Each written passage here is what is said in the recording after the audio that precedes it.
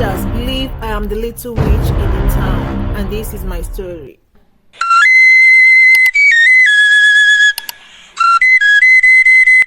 My name is Aisha, and I live in a vibrant African village named Udi. I live with my mother, Mama Zuri. We lived happily. I was a very sweet little girl with a gentle spirit, but I often fell sick, making my mother worry. Our story begins with my mother noticing my constant weakness. Mama, why do I always feel so tired? I asked one day, sitting on the doorstep of our mud brick home. My mother, with concern in her eyes, replied, Aisha, my dear, I've noticed you've been weak for a while now. We need to find a solution. Let's visit Auntie Nia, the wise healer. Perhaps she can help. The journey to Auntie Nia's cozy hut, filled with herbs and colorful fabrics, began. The dusty path led us through the heart of our village, surrounded by vibrant hues and the sounds of daily life. My mother held my hand, her worry evident. Upon entering Auntie Nia's hut, the air was filled with soothing aroma of herbs. Auntie Nia welcomed us warmly, her eyes reflecting the wisdom she carried. After a careful examination, she prepared a special herbal remedy. Drink this potion, dear Aisha, and you will be the path to healing. Auntie Nia smiled, handing me a small wooden cup. As I sipped the potion, the room came alive with vibrant colors. I found myself in a magical world filled with talking animals and sparkling trees. The world of spirits, Auntie Nia exclaimed. The newfound ability to communicate with animals and understand the whispers of the wind filled me with excitement. However, as days passed, dark shadows began to appear, and eerie whispers echoed in my ears. The once magical world now carried a sense of fear. Frightened, I approached Auntie Nia. Aunt, I see dark shadows and I hear scary whispers. What happened to me? I questioned, my eyes wide with worry. Auntie Nia, her expression was so serious. Aisha, with this gift comes a responsibility. There are negative energy in the spirit world, but you have the power to overcome them. Embrace the positive and seek guidance. Despite Auntie Nia's word, the fear lingered, and I decided to venture on my own to find a solution. As I wandered through the village, whispers of my supposed witchcraft reached the ears of the villagers. One day, as the sun dipped below the horizon, I stumbled upon an old wise man who lived in the outskirts of the village. His eyes held the wisdom of ages, and his presence exuded tranquility. Wise man, I began, I am Aisha, and I seek understanding. Can you help me? The wise man listened patiently as I poured out my fears and experiences. With a gentle smile, he shared ancient wisdom, teaching me to focus on the light within and turn away from the shadows. Armed with this newfound knowledge, I returned to Auntie Nia's hut. Aunt, I met a wise man who guided me. I want to use my gift for good, I expressed with determination. Auntie Nia recognized my growth, decided to teach me to balance the magic within. I learned to control my visions and channel my abilities for the greater good. As my journey unfolded, conversations with my mother deepened.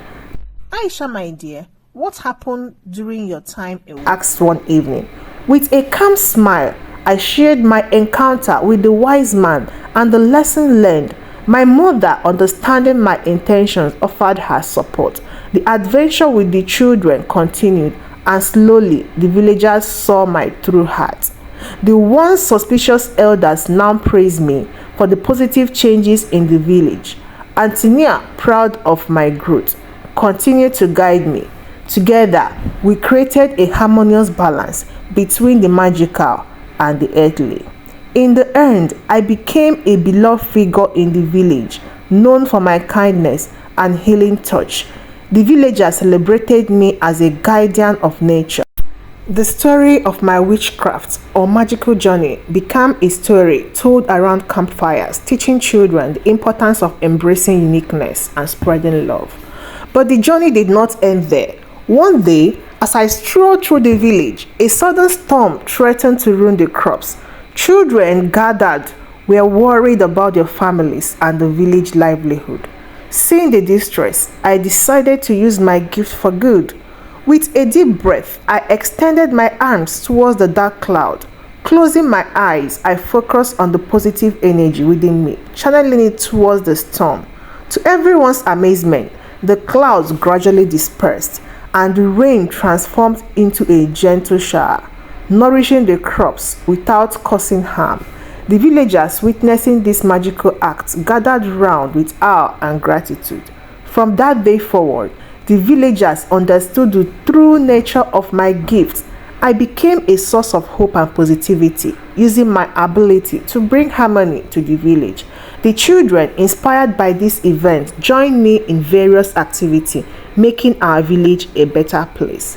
One afternoon, as I sat under the shade of a mango tree, children gathered around, eager to hear more about the enchanted word. Kwame, the curious one, asked, "Aisha, can you tell us more about the talking animals and sparkling trees?"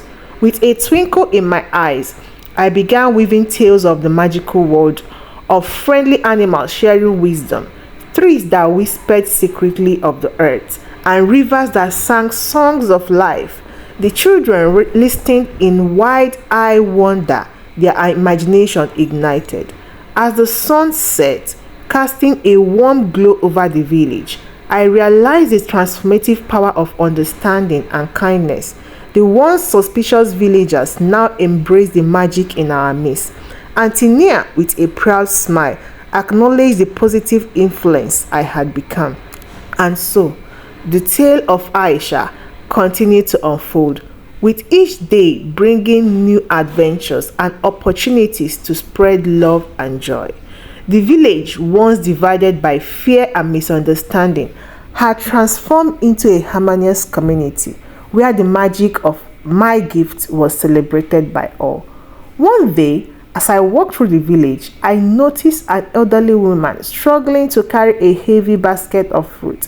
Without hesitation, I approached her and offered to help.